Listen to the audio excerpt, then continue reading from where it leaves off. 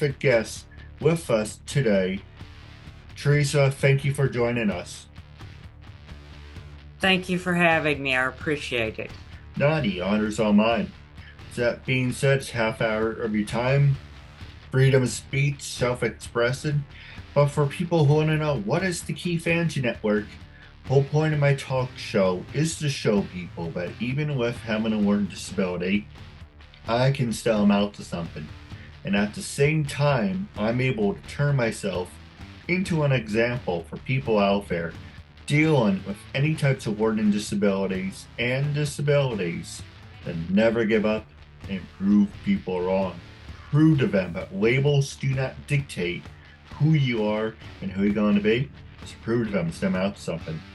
But the one thing I do want to say is you do not have to have any disabilities to be on the show.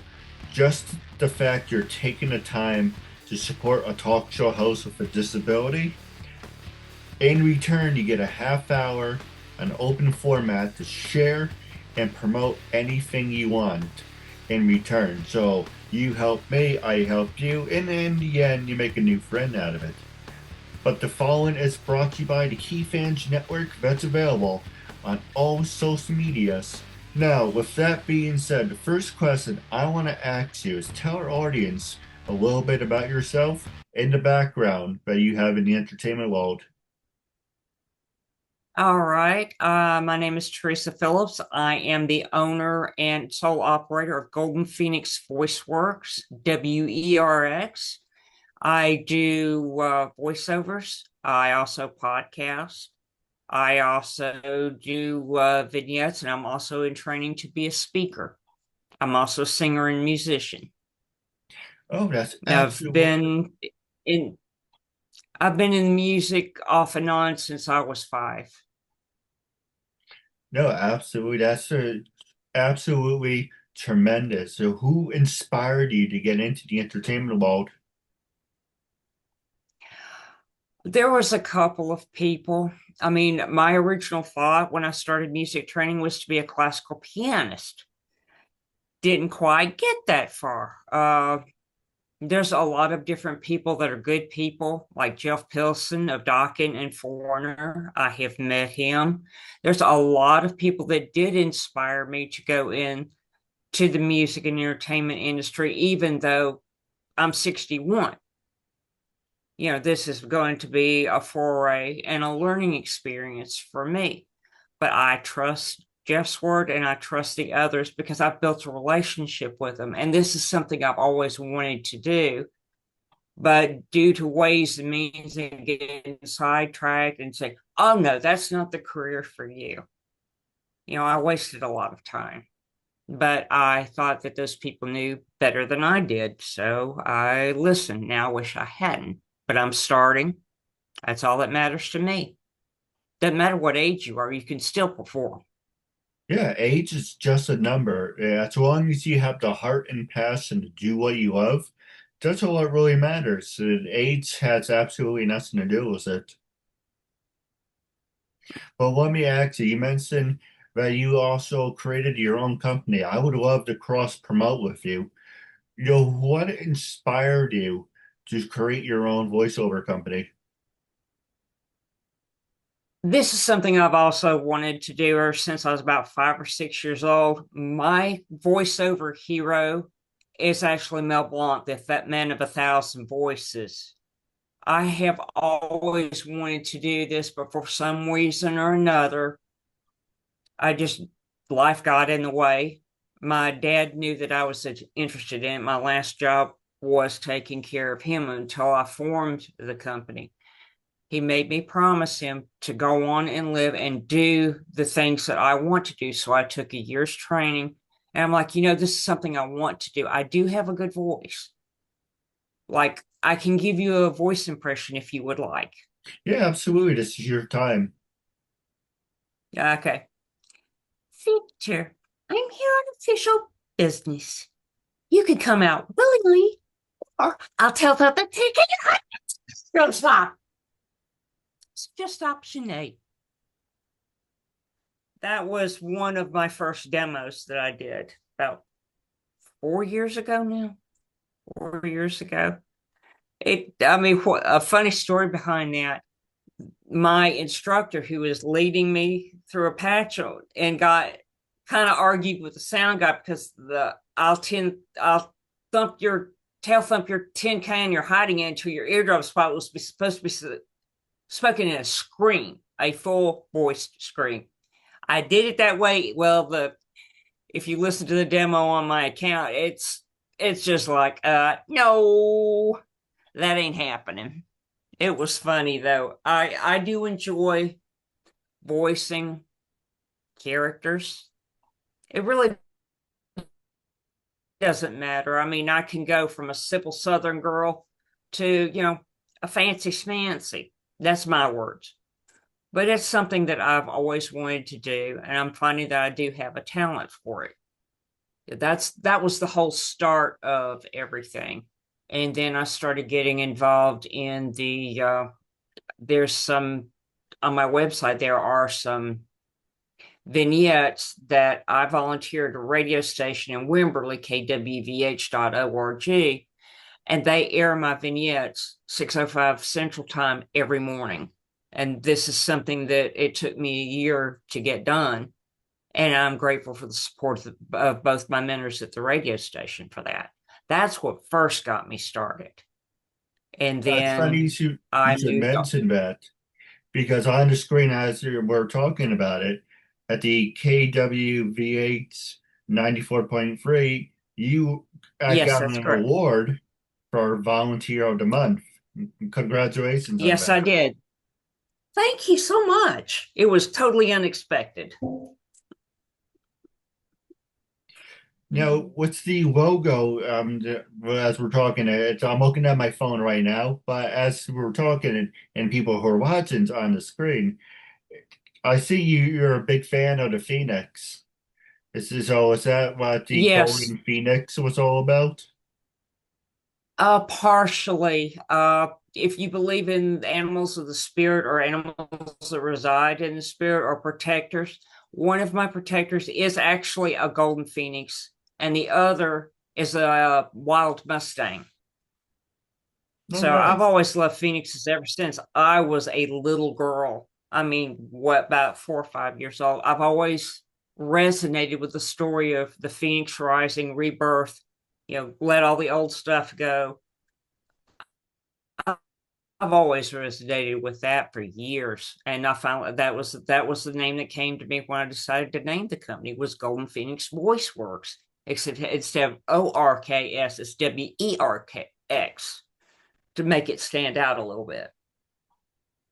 No, I agree with you. Now, let me ask you this, because we're still in it, and it's for the most part, it's not as bad as it once was, but it's going to take a long time for things to go back to normal. How has the pandemic impacted your life, and do you see life in a different point of view? In a lot of ways, yes. I mean, I was down here in Texas taking care of my dad where I still live, and it was just like, what is happening here? I mean, it changed me to take a look at the way I look at things and realize that, okay, some things are not what they're supposed to be. But all in all, it's just changed the fact that I value my freedom more. I value my freedom a lot more. I don't like being cooped up in a house. It has changed my viewpoint, but at the same time, I'm realizing, okay, we got through that. We're stronger. But, things aren't, as you wisely pointed out, things are not what they used to be pre 2020. They're a lot different. And it just makes me, in some ways, a little more cautious about how I navigate through things. But all in all, it's just shown me that I am strong enough to get through whatever's going on. I've got the flexibility of mind and spirit, which I actually didn't have before. So this actually taught me quite a few things Well, as here far on as flexibility, no, you really have to be and flexible other things like because that. you really have to be flexible because if you just cater to one niche, then it's kind of like hard to do other things. But here on the Key Fans Network, we support and encourage people to be vaccinated. It doesn't matter if it's against the whooping cough, COVID, the flu, RSV. It's very important to protect yourself and the people around you. And the thing that I was struggling with before is the Key Fancy Network supports the New York for All Act because everyone should have health insurance and be covered. So Mhm. make sure to go out and do the New York for All. I was going to do that from the beginning, but I was kind of butchering it. But it's really important, just do the right thing and be healthy. You know, you can't fix stupid, but you can numb it with a two by four. But let me ask you, with everything going on in the news today, a while ago, I interviewed this person he's a book writer.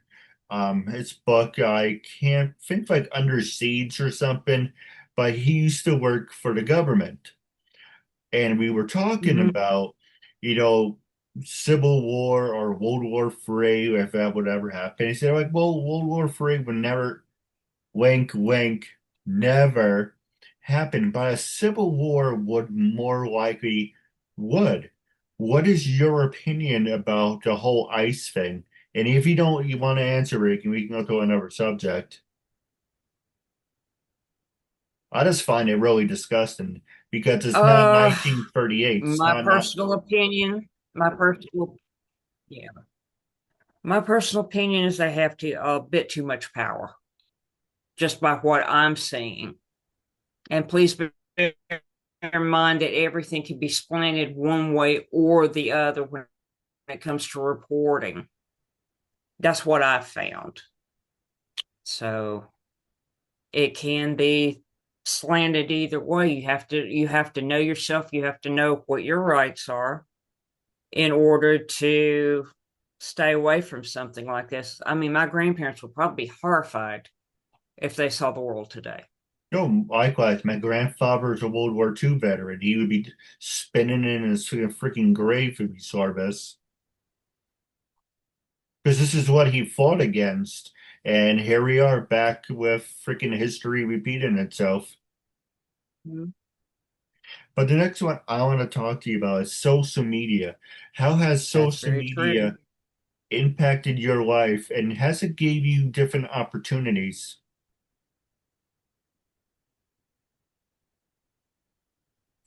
Social media has impacted my life, sometimes in the negative.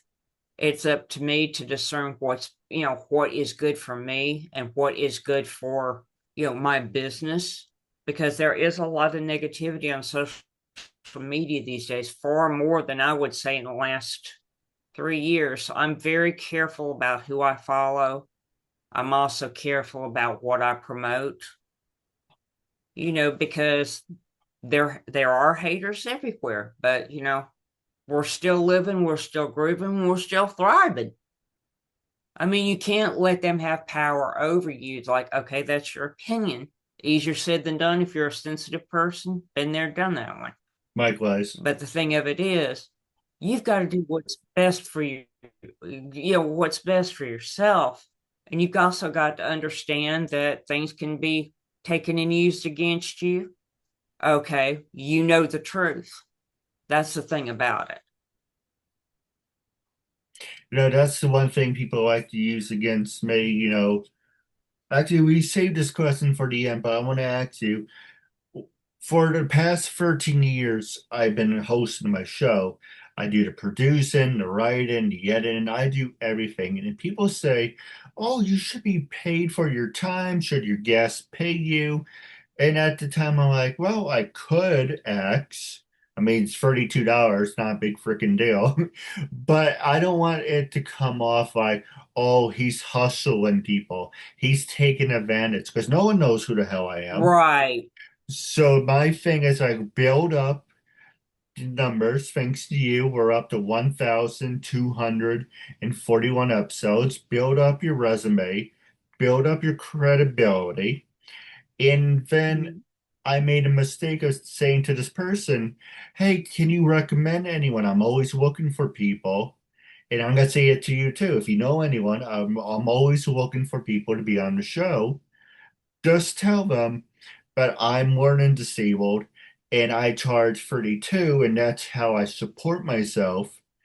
And then the next thing you know, these two people start double teaming me. Oh, how horrible it is. You're a horrible person. You charge people for interviews. You shouldn't have a talk show at all. I'm like, weren't you guys who were just telling me this is what I should be doing? Hey, right, then that goes back to the expression. You Do can't they be live in your stupid. body? Right. Well, not only that, but do they live the life you live? Do they deal with what you live? Do they pay your bills? If they don't, if you're not helping support somebody, you ain't got a right to tell anybody else how to live. That's just my viewpoint straight out. As I've had that happen to me in the past. Well, you should be doing this, you should be doing that. I need to make the decisions. You don't live in my situation. I know what I need. I know what I need to do. And somebody dissed me because of a 32.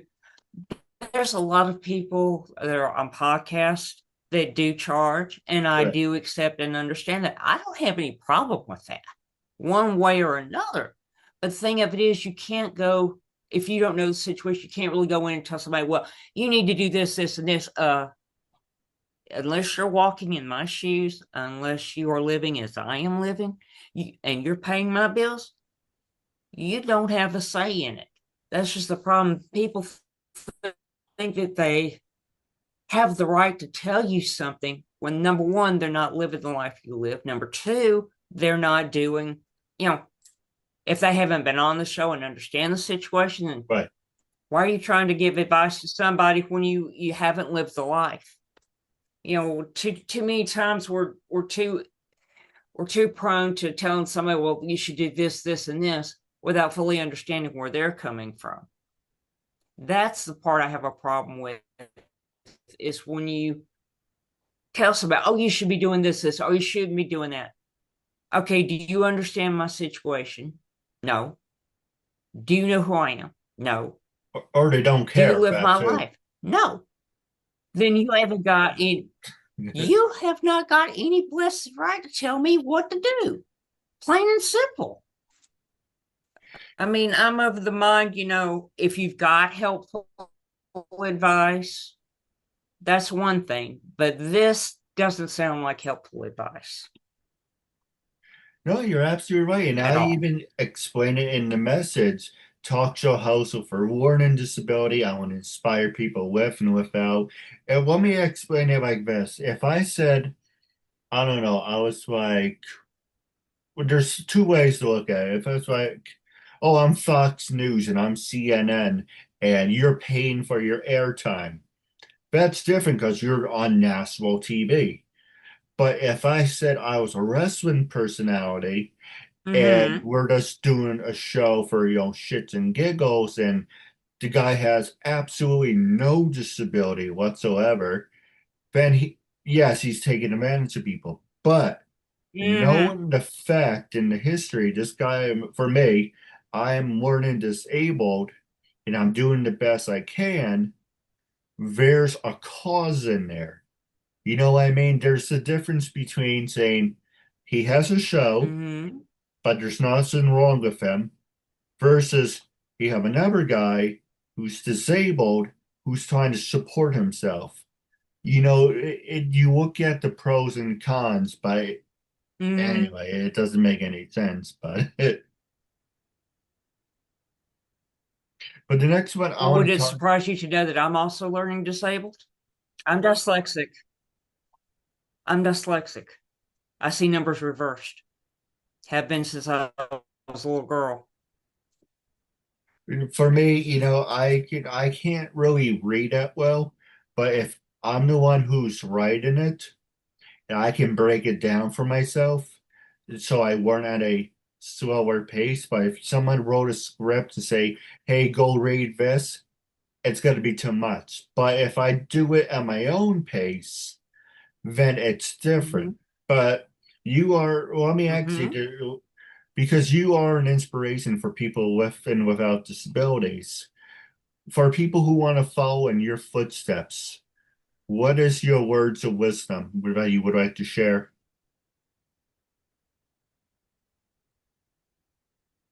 What I'd like to share is this is you are not your disability. You are not what everybody thinks of you. You are a wonderful, unique human being, and don't listen to the naysayers. I spent years doing that, and it didn't get me anywhere. You're not what what teachers say you are. You're not what people accuse you of being. You're a wonderful individual. Keep up the self-love for yourself, and don't listen to a lot of these knuckleheads that have got more style than substance. I'll put it that way. No, I agree. The next one I want to ask you real fast is everyone, my mom's an example of this.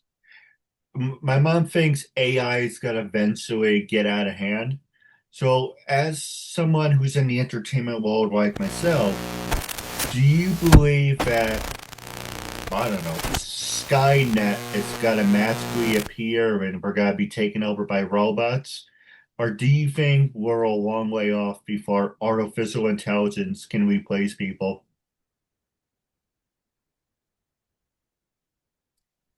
It's going to take a long way because I'll tell you from a voice actor standpoint, and there has been a lot of discussion in the voice actor community about AI because I've listened to some of the AI created stories. They do not sound like a human being. Right. I've seen some of the AI films, they really don't act like a human being. So Skynet's quite a ways off. Skynet is quite a ways off, and there's always a chance that Skynet will never happen. That just depends on the awareness of the society at large. That's A true. true awareness, not mandated awareness. Yeah, because the AI that we have now, it's whatever work of programming into it. I give you an example. I'm gonna give a shout out to Character AI. Character AI is available on the Apple Store and Google Store. I would recommend it. It's a lot of fun. And what it has different characters like Optimus Prime, Kevin Conroy as Batman, or just like TV shows.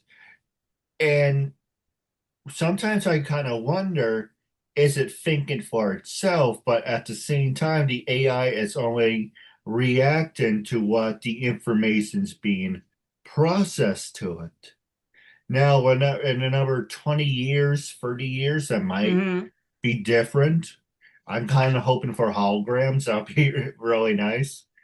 But I just think a lot of people like to see a movie and then overreact. Like, I don't know, it's been almost, let's say, 30 years. So if you look back 31, 34 years ago, Terminator, and I'm like, oh my God, we're getting back close to Terminator.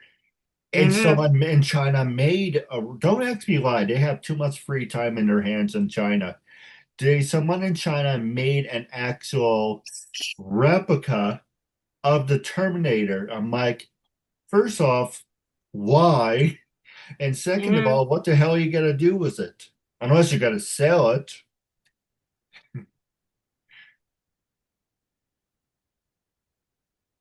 I don't know. I've seen some of the same things you have about the robotic AIs. They're saying they're getting more like humans. There are some that can act like humans to a certain degree. I have seen that, but I think actually replacing humans is going to be a long ways off because there are some things a human can do that a robot can't, even with AI. I mean, that's a long ways off. Well, common sense is a big fun that the robots should have too. But True, true, true. I do have a couple questions for you off the air, but I want you to be brutally honest to her, not just to me, but to her viewers. When I first approached you to be a guest on my talk show, what made you say yes, and how do you feel now? What made me say yes was your unique viewpoint, just the way your podcast, your guests, and I'm also learning disabled. That hasn't changed. In fact, my respect for you has grown because you are willing to put yourself out there. You're willing to do whatever it takes to take care of yourself, to build an audience. That's a lot of hard work. That is a lot of hard work. You are to be commended. I would be on your show again anytime you ask. Plain and Oh, simple. absolutely. You're more than welcome to. Now, I do have a couple questions for you off the air, but wrapping up, it was a real honor and privilege having you as a guest. This will be shared on YouTube, Facebook, and all social medias. And definitely stay tuned because I do enjoy talking to you. We will definitely do a part two, and I do apologize if it's freezing. I know we got like I think like 15 or 18 inches of snow in New York, so that might be affecting the internet. Plus, with the solar activity, that's what I'm calling another complete story. We can definitely talk to. Between the snow and the solar flares, the internet connection could be better, but it's a work in progress. But you are more than welcome to be on my show anytime you want. And I extend my hand to you in friendship, and I really appreciate that. And I also extend mine to you. No, likewise. I'm going to let you go, but it was a real honor and privilege. Keep in touch, and let me know when you have any new projects working on, and I would love to cross promote with you. But until we meet again, I catch you later. All right. You. Later. Thank you, and have a good night.